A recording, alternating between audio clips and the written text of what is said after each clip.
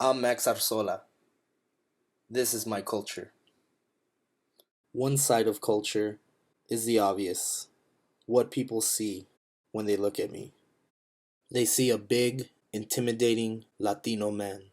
They might assume I'm poor, uneducated, don't know English, undocumented, ignorant, un-American. But I'm more than what people see. I'm a student. I'm a romantic. I'm a brother.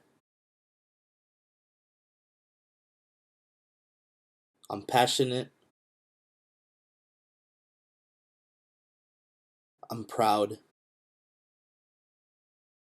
I fight for social justice. I'm one of the only people I know my age that has lost both his parents. 2 years ago, my mother passed away. A year later, my father. This has created a shift from my cultural dynamic. I now rely solely on my siblings for guidance and support.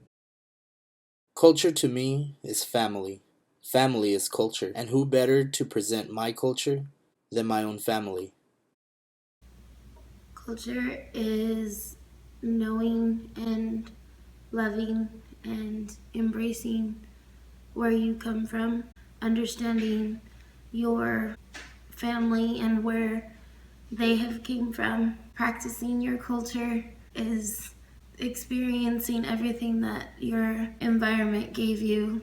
For example, living in a border city, I quite literally lived on a line between the United States and Mexico, seeing both the poverty stricken places as well as the beauty of folklorico dances and rich history, rich patriotism, and the United States, where it's a land of opportunity, and trying to embrace that idea of wanting more and growing up in that middle ground where you don't know what's best or what's better, but still loving everything about it.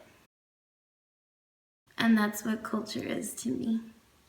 Culture to me, it has nothing to do with your ethnicity, has nothing to do with what race you are and things like that.